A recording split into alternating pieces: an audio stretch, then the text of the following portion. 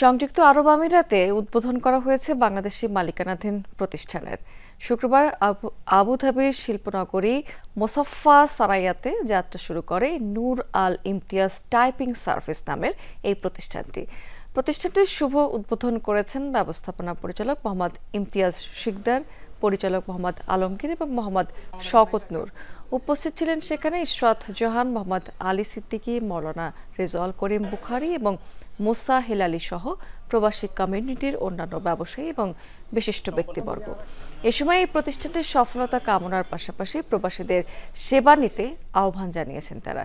প্রতিষ্ঠানটিতে বিমান টিকিট, বিভিন্ন দেশ ভ্রমণের ভিসা এবং প্যাকেজ ট্যুর সহ বিভিন্ন সেবা দেয়া হবে।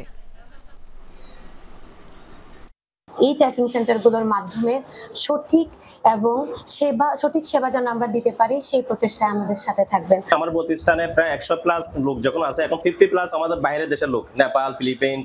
তা আমার আসলে এগুলা বাংলাদেশি ভিসা না থাকার কারণে আমাদের এগুলা আমার কষ্টই হচ্ছে, মানে খুব এক্সপেন্সিভও হচ্ছে।